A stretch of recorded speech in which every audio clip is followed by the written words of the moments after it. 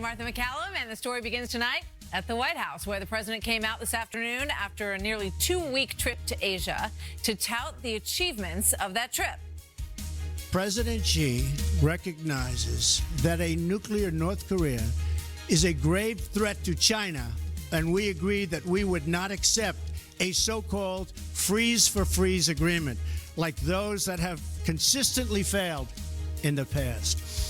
We made that time is running out, and we made it clear, and all options remain on the table. We're going to talk more about that. General Jack Keane is here in a few moments, but then President Trump left the room pretty abruptly, chose to answer no questions this afternoon, despite the fact that there was a suggestion that he might. He usually does. Clearly, the White House wants to get out the positive message of the Asia trip, which is understandable, but no doubt, behind the scenes, they are trying to figure out what to do, if they can do anything, about the Roy Moore situation. Remember, the Senate GOP advantage is 2 votes. They need to hold that Alabama seat in order to push forward the president's agenda. But right now, Moore is up by 6 in one poll. We're going to show you another in a moment. And his forces are pretty defiant. I've been with him in probably over 100 different meetings and been around probably in excess of 10,000 different ladies in Judge Moore's presence. And not once, not one time, have I ever seen him act even remotely inappropriate against any woman, toward any woman. The allegations that have come out, I hope you understand, it takes time to work through this. We don't have a $20 million budget as a campaign. It takes time, and we want to be correct. We want to make sure that when we say something, it's proper, okay? So we're still working through some things. So what happens now? Chief National Correspondent Ed Henry joins us live now tonight from the White House with the story. Hi, Ed. Martha, a lot happening. Breaking tonight, AL.com publishing the accounts of 2 more female accusers against Roy Moore. And as you noted, the president refused to answer shouted questions about the candidate. Politico reporting that during the president's trip to Asia, he received an urgent call from the Senate Majority Leader Mitch McConnell, urging that he help jump in and try to push Moore out of the race. But so far, the president steering clear of this race altogether. McConnell today saying flatly, if Moore wins on December 12th and then is sworn in, he would face an immediate investigation by the Ethics Committee that could lead to his expulsion from the Senate chamber. The majority leader also again floated the idea the party should rally around Attorney General Jeff Sessions as a write-in candidate, though so far the former senator has shot down the idea he even wants his old seat. More importantly, Moore is showing 0 signs of getting out and is doubling down on new threats of potential legal action against media organizations like the Alabama Media Group that have published allegations of sexual misconduct. The candidate firing off a letter calling this libel, slander, and fraud. Moore painting himself as a man taking on the swamp this afternoon in a tweet. The Republicans and Democrats who did everything they could to stop Donald Trump and elect Hillary Clinton are the very same people who are now trying to take us down with lies and smears. That from Moore. Then his campaign sent a lawyer out late this afternoon to suggest the evidence presented by one female accuser last week that Moore signed her high school yearbook might turn out to be a fraud. We demand that you immediately release the yearbook to a neutral custodian so that our expert, you can send your expert as well if you'd like to, so that our expert can look at it, not a copy on the internet, the actual document, so that we can see the lettering, we can see the ink on the page.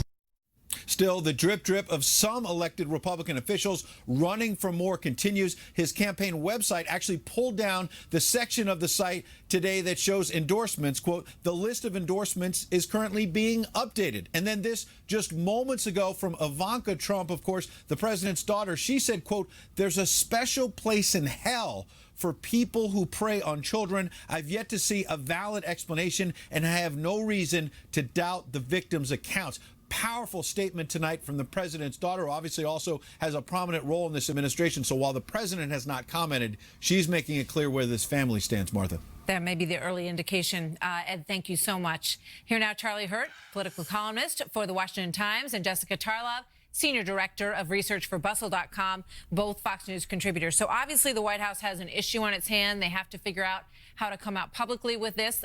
The president and his daughter, Ivanka, who is also a senior advisor to the president, sometimes see the same way on things, and sometimes they don't. Charlie, what do you make of it? Well, there are no good options for the president right now, or for Republicans in general. But I do think that the statement from the very, very harsh statement from Ivanka Trump probably signals where her father is. I would imagine in the coming days what we'll see is the president will come out, he will comment on this, he will denounce Roy Moore, and he will probably remind everybody that he didn't support him from the beginning, and that he chose Luther. He was right all along. Yeah, exactly. Exclamation point. Can you see it coming?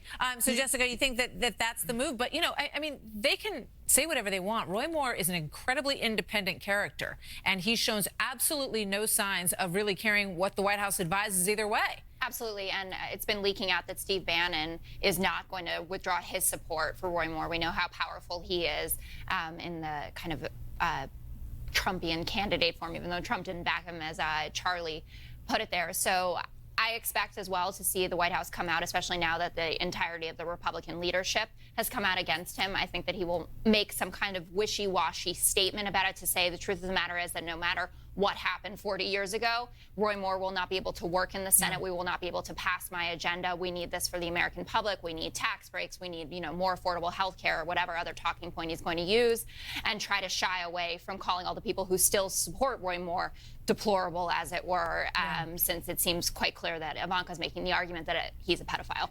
So here's one interesting thing that could happen. I mean, the president will probably want to have a conversation with Jeff Sessions, right, Charlie? I mean, he's likely going to call him and discuss the possibility, no? Without a doubt, Jeff Sessions is the most popular politician in Alabama, and he is somebody who could win a write-in campaign. But I have to say, I remain very skeptical about that at this point. I think that Mitch McConnell was sort of tweaking the president a little bit by pointing out that, hey, this is still your problem and you can sort of help us do something about it. But at the same time, also sending a signal to Jeff Sessions that, you know, Republicans in the Senate would love to have you back. But I still find it might be a little bit kind of clever, too clever by half. And I find it sort of unlikely that Jeff Sessions is going to sort of embark on some kind of venture like that. I think that what we really might wind up seeing is that Roy Moore wins or loses, but if he wins, he gets removed, and then we see you know, the steps to replace him. And, you know, obviously they didn't want the distraction of the Roy Moore story today at the White House, but if that happens, that distraction is going to be around a heck of a lot longer. Thank you both. Great to see you, Jessica. We're going to see you back in a little bit. So still ahead tonight, the Roy Moore scandal creating somewhat of a reckoning among Democrats, and how they've reacted to the past allegations against President Bill Clinton. Now, many of them piping up and writing articles and going on television and saying they believe Juanita Broaddrick. So why now? Then the man behind the anti-Trump dossier is now speaking out, explaining how the media got their hands on it, and it was unfounded. They blame Comey. That's one of the questions we're going to talk about. We'll speak about that coming up. House lawmakers are debating also tonight what could be a historic, they hope, tax reform bill. And the war of words heats up between Budget Director Mick Mulvaney and Congressman Peter King on the elimination of what's known as the SALT tax. Deducting your state and local taxes has a lot of congressmen fired up in big states. Mulvaney saying, quote, I don't think it's up to the federal government to save New York from its bad decisions. Congressman Pete King has a little something to say. He's going to New York him a little bit on that. That's coming up after this. We've been subsidizing Mick Mulvaney and his constituents for years, and now he's using this opportunity to screw us. Details on the Russia dossier straight from Fusion GPS co-founder Glenn Simpson. 7 hours of testimony for him on the Hill. Republicans worked hard to make this happen, and they finally pulled it off. He faced questions from the House Intel Committee about how and why he put together the so-called Trump dossier that was then leaked to individuals, to news organizations, to the FBI had its hands on it as well. They also considered getting Fusion to do some work for them, which raised quite a few questions. Trace Gallagher is live in our West Coast newsroom with the backstory on this one tonight. Hi, Trace. Hi, Martha. Fusion GPS co-founder Glenn Simpson made it clear from the get-go that he would not talk about his ties to the Democratic National Committee or the Hillary Clinton campaign, both of which financed the Trump dossier through the law firms of Perkins Coie. But during his 7 hours of testimony, Glenn Simpson did acknowledge that he paid former British spy Christopher Steele to do opposition research on Donald Trump. But when Steele authored the dossier, Simpson admits he never verified certain aspects of it. He never traveled to Russia and never spoke with any of the underlying sources of the dossier. But today, Simpson's attorney said that in hindsight, the document looks, quote, quite accurate. GOP Congressman Trey Gowdy, who sits on the Intel Committee, says it would never stand up in court. Watch. The threshold for whether or not you believe something is true is not real high when you're writing an Oppo research piece. It's really high in court. And a source now tells our chief intelligence correspondent Catherine Herridge the reason Glenn Simpson released parts of the dossier to certain members of the media is because he was angry when then FBI Director James Comey reopened the Hillary Clinton email investigation just days before the election, and Simpson was trying to push back, though he denies paying any journalists to publish favorable stories. We also know that Glenn Simpson met with Russian lawyer Natalia Veselnitskaya. She's the woman at the very heart of the controversial Trump Tower meeting with Donald Jr., Jared Kushner, and others. But Simpson's lawyer says his client knew nothing of the Trump Tower gathering. Watch. Indeed, he was shocked and surprised when this matter appeared in the newspapers and the news media this summer. Keep in mind, the House Intel Committee is still seeking Fusion GPS bank records to follow the money. Martha. That's how you figure out the story. Trace, thank you very much. So joining me now, Republican Congressman Sean Duffy and Matt Bennett, former Deputy Assistant to President Clinton. Welcome to both of you. Good to have you here. Hey, Congressman Duffy, let me start with you. What do you make of these latest revelations regarding Fusion GPS and Glenn Simpson? Yeah, listen, it reeks to high heaven, Martha. I mean, you have a situation where Simpson, with Fusion GPS, won't release his bank records, won't talk to us about his connection with Hillary Clinton and the DNC.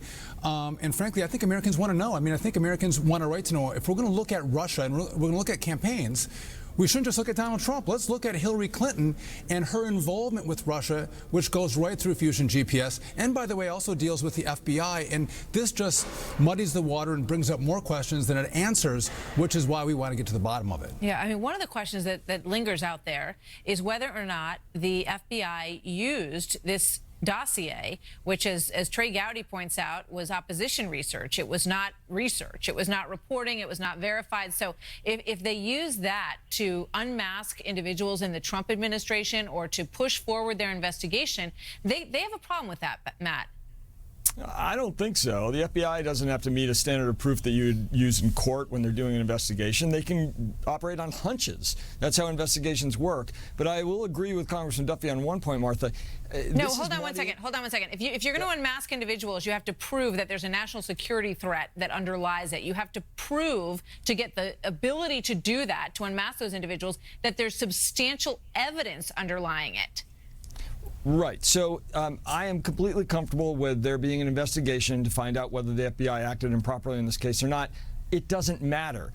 What Congressman Duffy said, though, is right. This is muddying the waters, and it's muddying the waters at a moment when the President of the United States is still acting in ways that are totally inexplicable as it relates to the President of Russia.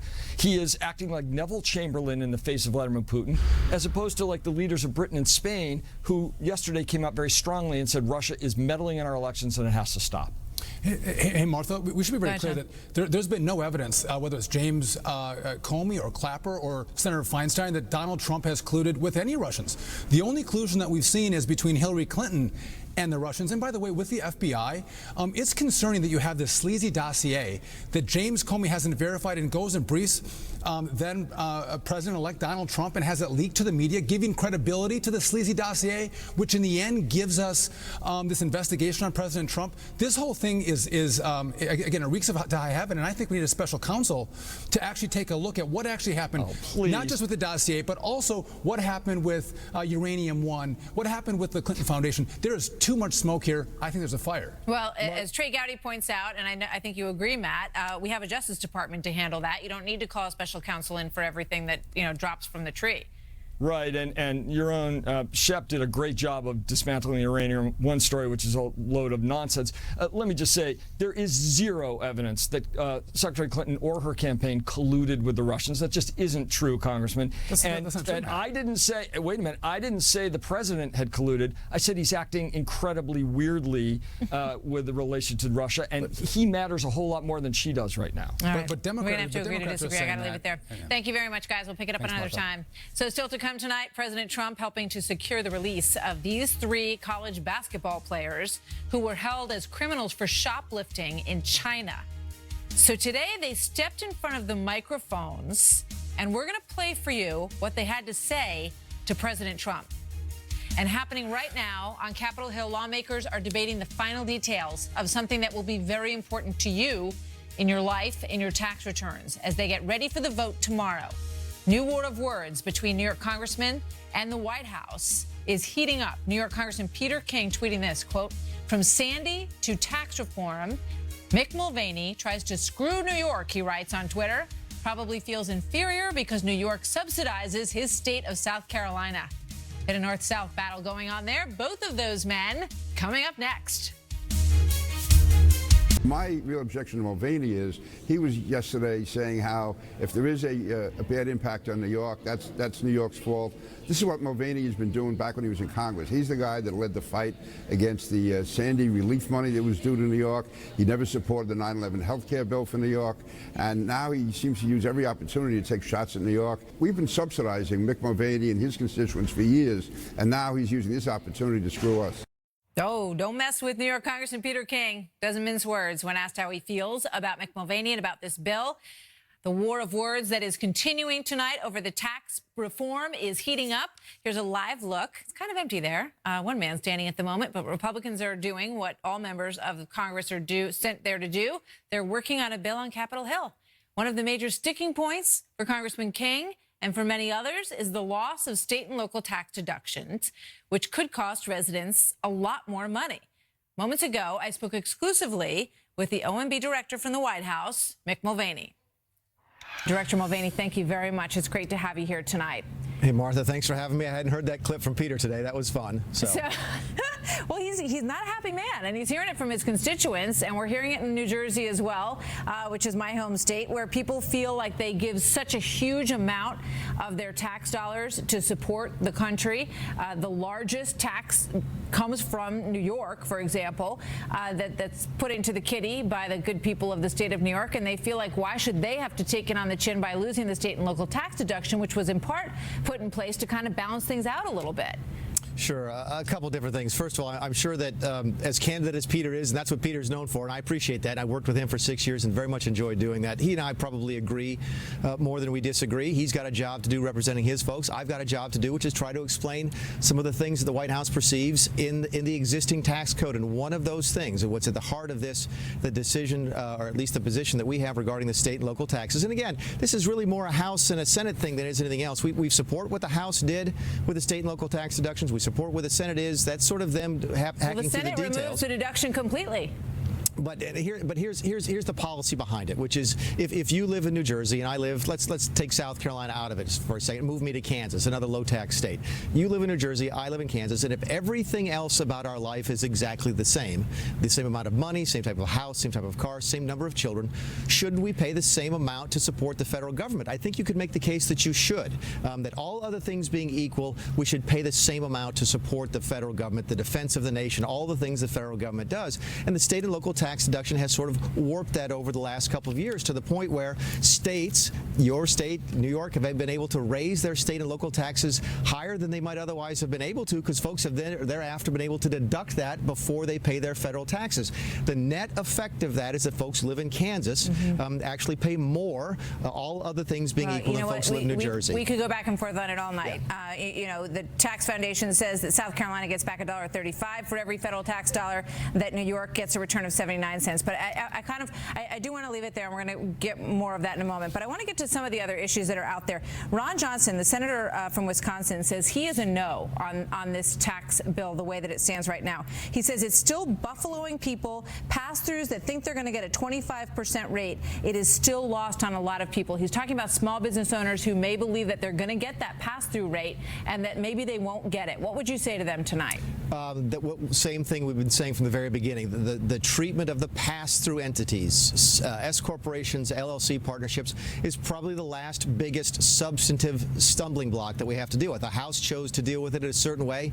I think they took 70% of a pass-through's income and taxed it as actual personal income, 30% as a return on capital. I understand the Senate today, I haven't seen the details, came up with another way to do with it. Clearly, it didn't meet with Senator Johnson's approval. That's fine. That's one of the last details that needs to be worked out. I think once you see that worked out, and it will be worked out, then I think everything else sort of falls into place. But I don't fault Senator Johnson. I think he feels very strongly about this, and it's on the issue that everybody knew would be a challenge. So we'll work through it. All right. And this came in after the town hall that we did last night with Speaker Ryan. I got some replies that said, I wanted to hear more about this or that. And one of them came from a woman who's a senior citizen. She says, Martha, everyone is forgetting the senior citizens. No medical deduction. I make about $65,000, 25% tax bracket, retired, no employer. We will lose. I pay taxes to get a small return. I pay a couple thousand. I don't have it. I can't work overtime. Help us. Take a look at this group. What do you say to her? That I think she's missing a big piece of the puzzle, which is not unusual. A lot of folks, I think, continue to overlook the importance of doubling that standard deduction. Right now, it's $12,700. If she does have, say, some medical expenses beyond what Medicare pays for her, maybe she itemizes today. The chances of her itemizing with a $24,000 standard deduction for her and her husband are probably very, very low. I think folks have really misunderstood the value of that. That is a key tool, a key part of how we're lowering taxes on so many ordinary Americans like her. I got to ask you one more question. Where does the White House stand? Do you like the Senate bill better or the House bill better? And is the White House in favor of removing the Obamacare individual mandate for this bill? Yeah, I'm not dodging the question. I'm being consistent with what we said from the beginning. Both the House and the Senate bill do what we've asked, which is ordinary Americans will pay less, and it will be simpler for them to pay, and the corporate tax comes down. Both bills do that, so we support both of those things. When it comes to dealing with the Obamacare repeal mandate, the individual mandate repeal, if it makes it more likely for the bill to pass with that provision in there, we are for it. If it makes it less likely, or more likely by taking it out, we're for taking it out. We're interested in reforming taxes. I'm about to talk to Peter King, and I just want to ask you very briefly, you could lose as many as 22 congressmen over this issue of the SALT tax. Are you willing to do that? Listen, I hope not. Again, I think the House figured out a way to work it through to where they could pass it out of their chamber. The Senate's going to deal with it differently, and then they're going to go to conference to try to work out those differences. This is the way that tough law gets made. It just hasn't happened in a long time, which is why so many folks are unfamiliar with it. But these things get worked out. Well, that's why it's so hard to get tax reform done, but we're going to get it done. That's very true. It's been a long time since Americans have watched this in real time, back and forth as legislation is put together. Director Mulvaney, thank you so much. Great to see you tonight. Thanks, Martha. So here now to respond, New York Congressman Peter King, House member of the House Intelligence Committee. Congressman King, welcome. You listened to what Mr. Mulvaney had to say. It's good to have you here tonight. You guys have traded some strong words. He says he likes you, worked with you, but you're not too happy about this. No, I'm really not. I mean, again, on the personal side with Mick Mulvaney, with him coming yesterday and talking to New York reporters and basically saying it's New York's problem, it's New York's own fault, that is not a good way to be a spokesman for the administration. That hurts all the Republicans who are running for office in New York. It makes it sound like the administration is anti-New York. My district is a Democratic district. President Trump carried it. It's going to be harder to keep carrying districts like that if they think the administration is giving up on New York. And that's part of what led to what I said. As far as the other argument, the fact is that he said if all things are equal, all things are not equal. We give $48 billion more to the federal government than we get in return. And that's the largest deficit of any state in the country. New Jersey, actually, percentage-wise, is even worse. They get 61 cents back on every dollar. So that's why this is not, if everything was equal, fine. But everything is not equal. Right now, if you have states like New York and New Jersey subsidizing the rest of the country, and now they're taking away one of the few benefits that we had. And that's the principle you can't tax on a tax. I mean, you make a good argument. They are obviously, these states are huge contributors to the federal government. And Darrell Issa in California says he is a no. The count is that there are at least 10 Republican senators in New York, New Jersey, California, Illinois who are no's on this bill. Do you think that it could go as high as 22? I think it could, but all I would say is from looking at the body language and the way the Republican leadership is acting in the House, it appears as they think they have the votes. I don't have the vote count, but listen, we have the potential to get 20 or 25. The House leadership must think, though, that they have, enough votes to pass it. But we're going to keep fighting right to the very end. Dan Donovan, Lee Zeldin, myself, John Faso, we feel very, very strongly about this. All right. So the next move would be when it goes to the conference. What's your hope for what might happen in conference to kind of throw something back? And will it, if the individual mandate is removed, the Obamacare individual mandate, if that happens on the House or in the conference when it's all put together, will that give any wiggle room to perhaps kick some of this money back? Because we know that people who live in these areas may look like they make a lot of money, but when you pay what they pay for their housing, for their transportation, everything in these states, it really does not make you a rich person to make a couple $100,000 a year. No, it doesn't. And again, I'm not that hopeful about the Senate because they knock out SALT altogether. So if the House has knocked out most of it, the Senate has knocked out all of it, it doesn't leave much negotiating room in the conference. As far as the individual mandate, that's going to be interesting to follow. I mean, I don't know if we should be reforming health care at the same time we're doing a tax bill, putting it all together in one. It could have unintended consequences. But I'm certainly willing to look at that. But right now, I'm not that hopeful when it comes to SALT, the state income and property tax deduction. Congressman Peter King, thank you very much. Always good to talk to you, sir. Thanks for being here tonight. You too. Thank you. Coming up next, President Trump talks to President Xi to free 3 college basketball players who were held for shoplifting at luxury stores in China. The president wondered out loud on Twitter if they would thank him for saving them from a Chinese prison. We'll show you what happened next. General Jack Keane joins me on that and what really happened on the Asia trip and how the U.S. is now perceived in the world. My fellow citizens, America is back, and the future has never looked brighter. To President Trump and the United States government, thank you for taking the time to intervene on our behalf. We really appreciate you helping us out. I would also like to thank President Trump and the United States government for the help that they provided as well. And thank you to the United States government and President Trump for your efforts to bring us home. Thank you, thank you, thank you, thank you, right? These 3 UCLA basketball players are safe. They're back in the United States. They could have faced 10 years in a Chinese prison. Thanks to President Trump, who intervened on their behalf after they were caught shoplifting at Gucci and Louis Vuitton at the mall that was near their hotel, which is not a good idea. Today, the White House and the president made clear that, he didn't actually talk about the basketball players at this appearance that he made this afternoon, but he made clear after the trip, the Asia trip, that he believes that the U.S. is very much back on the world stage and making a real difference.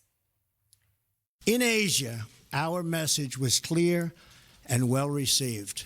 America is here to compete, to do business, and to defend our values and our security. I spoke the truth about the evil crimes of the North Korean regime, and I made clear that we will not allow this twisted dictatorship to hold the world hostage to nuclear blackmail. So with all that as a backdrop, General Jack Keane, Fox News military analyst and chairman of the Institute for the Study of War. General, first the ball players. I mean, obviously, dumb move. Yeah. They're lucky, right? Yeah, absolutely. Boneheaded, clueless move. You wonder, when we used to take our troops all over the world when we were much smaller, and it was mostly peaceful engagement, the last thing we'd always tell them is, look, guys, we're representing the people of the United States of America, so I'm going to let you go out, let you enjoy yourself, but just remember who you are and what you're standing for here. I wonder if that was done. Their parents have got to be humiliated. Their friends are. Certainly the university is. Their teammates are. Just dumb. And they're lucky, right? I mean, you look at what happened to Otto Warmbier, for example, right? Oh for taking a sign in North Korea. Now, North Korea is not China, but no, these regimes have very different values than what we have. Absolutely. All right, so I do want to talk to you about what the president said today. He said the United States is back. the future has never been brighter for America on the world stage. Agree? Yeah, I totally agree. I mean, this trip is largely successful just for this reason. And our viewers may not appreciate how much our allies have lost respect for us in terms of our reliability through the years of disengagement that President Obama did. So when President Trump did much the same thing in Europe and did much the same thing in the Middle East, reassuring our allies that the United States, in its leadership role on a global stage, is going to partner with our allies and defend their national interests as well as our national interests. And that message is really reverberating loud and clear. And we just saw it again here in the Far East. It's the major part of the visit. Certainly the second part of that visit is clearly the issue with North Korea, and also the third part's our trade imbalance. But the major part of the visit is the reassurance to our allies that the United States will continue to exercise, once again, a global leadership role. So the word is that the Chinese are sending an envoy to North Korea. I believe they claimed that there was no connection to the meeting that they just had with President Trump. But how significant is that? Well, I think that is significant. And it would have been wonderful if the president was able to say that in discussions with President Xi, he has assured me that he's going to do more, and he's going to do it sooner, based on what Director Pompeo has told the American people, Pompeo, that we may be months away from nuclear ICBMs as opposed to years away from that. But he didn't say that. It doesn't mean that we don't have Xi's total assurance, because he made a point of the fact that his policy, Trump's policy and Xi's policy, are one and the same: denuclearize North Korea.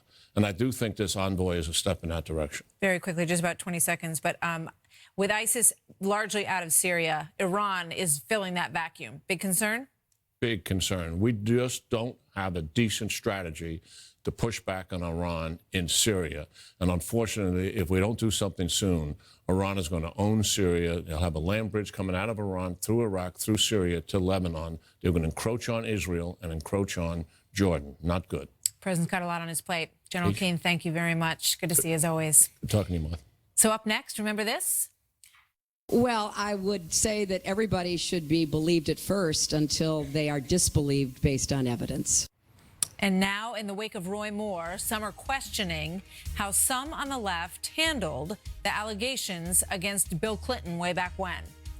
Plus, a group of Democrats introduced new articles of impeachment. We're going to talk about that coming up as well. Constitutional law expert Jonathan Turley has a few thoughts on impeachment right after this. Harassment is everywhere. It is clearly not a right-left issue, and that apparently is sinking in with some who defended Bill Clinton, who are now doing some soul-searching. Clinton was famously accused of numerous sex crimes, most notably and most horrifically, though, the alleged 1978 rape of Juanita Broaddrick.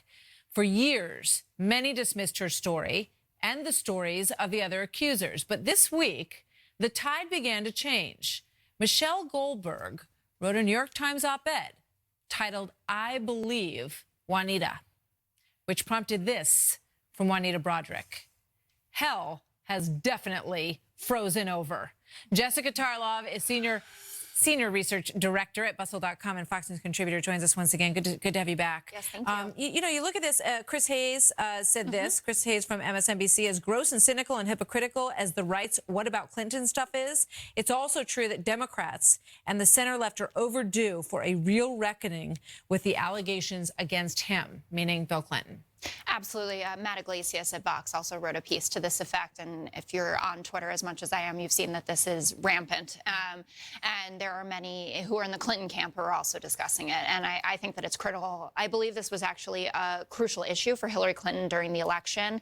It's something that certainly has dogged her throughout her career. If someone's going to stand up there and say victims have a right to be believed, that's a period, end of sentence. And then you have to return to the fact that there were a number of women who accused her own husband of this.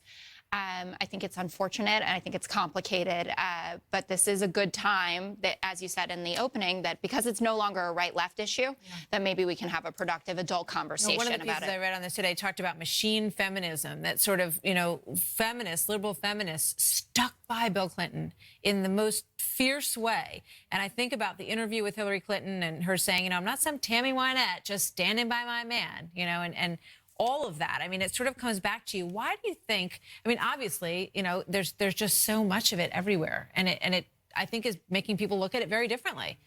Absolutely. I'm not married. I don't know what it's like to have my husband, and let alone my husband, who is the United States, the President of the United States of America, be accused of things like that. I think it's incredibly complicated. We've discussed before what a difficult position Hillary has been in, that she's kind of hated if she does, hated if she doesn't. If she had walked out of the White House and said, "First Lady out, I won't accept this behavior," the country would have been in uproar. She stayed, and people are in uproar about that. What I do think is important is that we have these conversations and also deal with the fact that, yeah, there are comments or bimbo eruption mistakes. And I think to some degree she has kind of owned the improper language that was used. I don't know what it feels like to have that happen to me. But at the end of the day, these were Bill Clinton's actions. She has not been accused of sexual assault. Now President Trump marched out these women, and they were at the debate. Can you which imagine was just an sitting there and having? Moment. And he, of course, had his own accusations with the Access Hollywood, which he's not dealing issue. with at all. So yeah, so that all of that is out there, and people are looking at it. Thank you very much. Thank you. Good to see you once again, Jessica. So also tonight, a group of House Democrats have introduced 5 articles of impeachment against President Trump, which includes an obstruction of justice for the decision to fire former FBI Director James Comey. Here now, Jonathan Turley, George Washington University law professor, with our history lesson tonight on whether or not they have a shot at this and what history tells us about it. Hey, Jonathan, welcome again. Thank you very much. No, they have no shot at this at the moment because they don't have any evidence to support it. Some of these counts are clearly outside of the definition of an impeachable offense. They're seeking to impeach the president for undermining the courts and the press.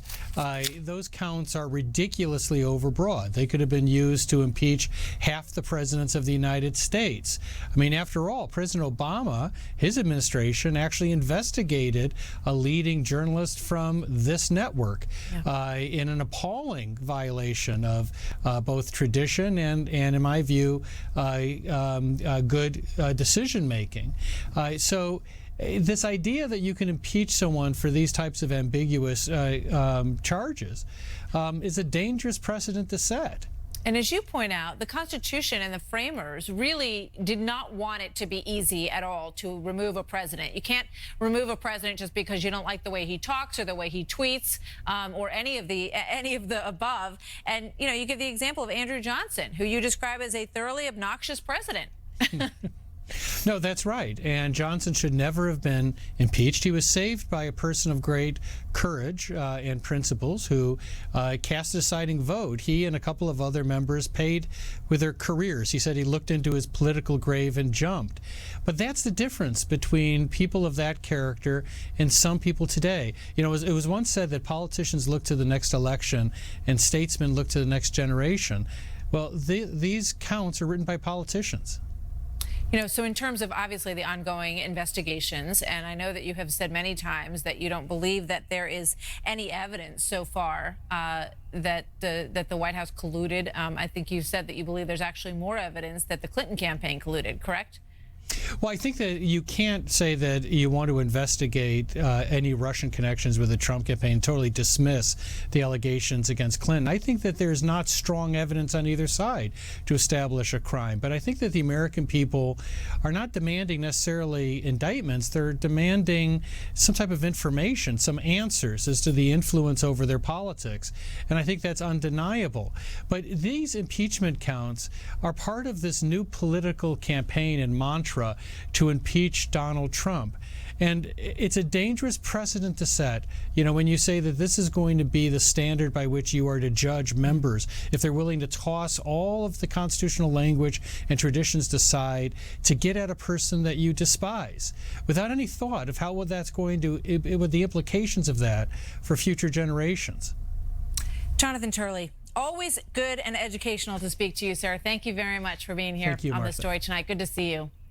So coming up, an LA Times writer wrote a piece for the LA Times that labeled the anchors of Fox News blonde Barbie dolls. My response is next.